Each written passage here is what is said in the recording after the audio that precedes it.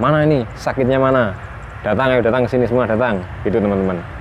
Jadi lama-lama ketakutan itu jadi berkurang teman-teman. Pokoknya praktekkan di rumah ya teman. Kalau masih cemas juga bisa ditutupi teman-teman, seperti ini. Aku tuh pengen seperti orang-orang yang bebas kesana kemari tanpa memikirkan kecemasan. Nah, itu teman-teman masalahnya di situ. Ternyata otak dan lambung itu saling berkaitan ya teman-teman. Jadi kalau kita cemas, asam lambung itu nyemprot. Jadi, halo teman-teman, assalamualaikum. Kali ini saya pulang kerja teman-teman. Seperti biasa ya, memotivasi kalian agar kecemasan kalian itu setiap hari itu berkurang ya. Memang butuh proses teman-teman, kecemasan itu ya. Kan contohnya saya ya, dulu kan menghilangkan kecemasan itu kan perlu bantuan obat ya, seperti obat penenang gitu ya. Tapi buat teman-teman itu nggak usah lah, kalau belum ada dana, nggak ada uang kan, mending diatur pola pikirnya aja ya. Lihat-lihat video motivasi itu kan sangat membantu ya teman-teman untuk kecemasan kita ya. Ini manas-manas teman-teman, soalnya kan kalau di rumah kan gelap ya, belum punya peralatan lampunya ya teman-teman. Jadi bikin videonya ya di luar-luar dulu lah, nanti kalau ada rezeki bisa bikin video di rumah ya teman-teman. Kali ini saya mau membahas tentang saya itu dulu kalau panik, cemas datang itu saya itu buru-buru ke rumah sakit dulu teman-teman. Soalnya kan dulu belum ngerti ilmunya ya. Jadi saya langsung ke dokter, diperiksa. Pas diperiksa ternyata apa? Ngomongnya cuma asam lambung gitu. Semua dokter gitu teman-teman dulu ngomongnya ya. Jadi saya kan lama ya menjalani proses kesembuhan ini. Jadi saya itu lama-lama mikir teman-teman, kenapa ya setiap hari kok cemas terus. Akhirnya kan belajar terus. Ternyata otak dan lambung itu saling berkaitan ya teman-teman. Jadi kalau kita cemas, asam lambung itu nyemprot. Jadi saling muter lah intinya. Lama-kelamaan kan bosan sendiri ya. Kenapa setiap hari kok cemas terus, gelisah terus, apa yang salah? Akhirnya otak saya tuh mikir teman-teman.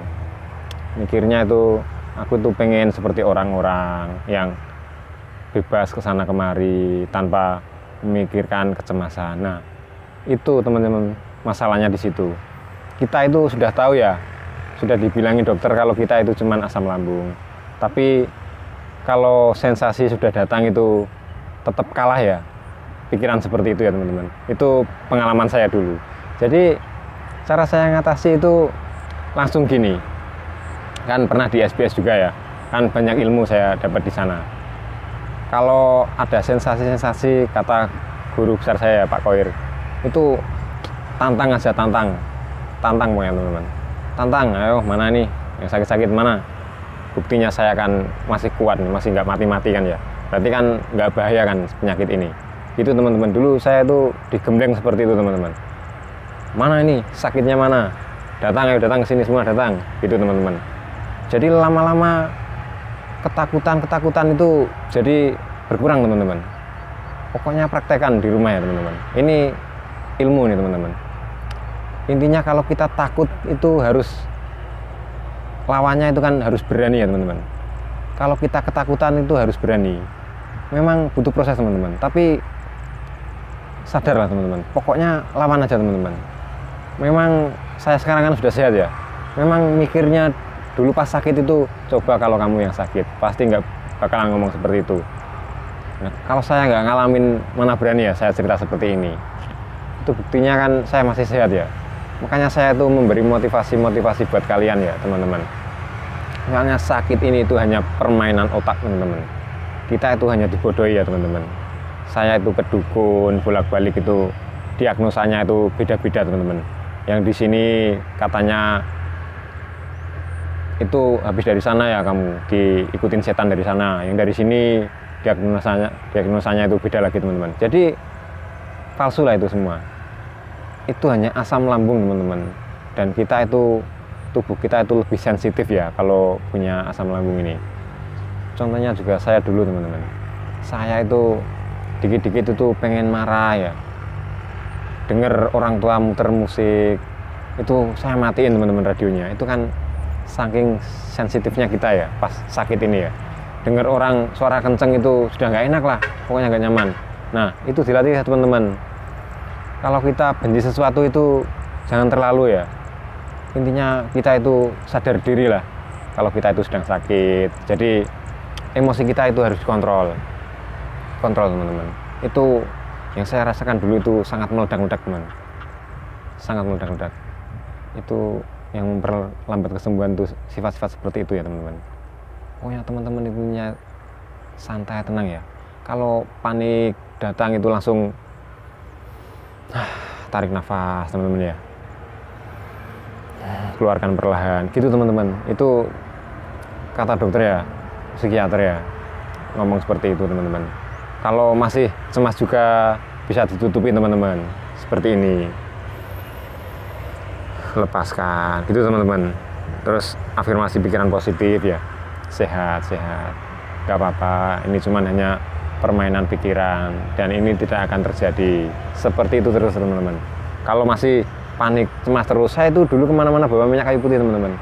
Jadi saya hisap ini kan aromanya kan bikin rileks ya, itu jurus saya teman-teman. Saya bawa minyak kayu putih teman dulu setiap hari kemana-mana, tas itu pokoknya isinya minyak kayu putih, itu saya bawa terus. Kalau panik, tarik nafas gini, itu teman-teman. Pada suatu hari ya, pas klub kebanggaan saya main teman-teman, itu saya dulu itu takut ya, keramaian, takut pingsan. Kan ke stadion kan nggak boleh bawa botol, jadi saya itu bawa botol. Ternyata di depan pintu kan nggak boleh dibawa masuk ya, dikasih plastik gitu. Ya udah, saya masukin plastik airnya, terus saya pegang gini sambil nonton. Cemas ya minum teman-teman, gitu teman-teman. Kan ada orang jualan ya, nggak apa-apa teman-teman. Kalau sudah berbulan-bulan kita mantrang itu makan yang sedikit-sedikit gorengan itu nggak masalah teman-teman ya. Dulu saya itu berani makan tahu teman-teman, kan di stadion ada yang jualan tahu itu saya makan tahu teman-teman. Jadi intinya kita kalau takut itu harus dilawan ya teman-teman. Kita kalau takut itu harus ada keberanian ya dalam diri kita itu teman-teman. Saya itu ya dulu pas cemas masih tinggi, dengar suara burung kedasi itu loh, klik gitu, sudah langsung lah ini malaikat datang ini, wah ini gimana ini, itu langsung saya selimutan gitu teman-teman, takut. Kan saking parahnya ya anxiety ini. Padahal itu kan palsu ya. Kita itu kalau belum waktunya ya nggak bakalan lah mati ya teman-teman. Itu sudah ditulis lah di sana. Janganlah kita itu mengiris-ngiris hati sendiri ya teman-teman. Itu sangat tidak baik teman-teman. Pokoknya tips dari saya teman-teman ya. Kalau kita takut itu lawan teman-teman. Sedikit demi sedikit itu lawan. Pokoknya intinya kita itu kalau sudah makan pasti nggak akan pingsan nggak akan teman-teman. Kita tuh nggak akan pingsan. Kalau kita takut terus, ya mau sampai kapan ya seperti itu terus teman-teman. Ya, ayolah bangkit ya teman-teman. Saya ini pokoknya setiap hari ya memberi motivasi buat kalian agar kalian itu cepat sembuh lah. Oke teman-teman.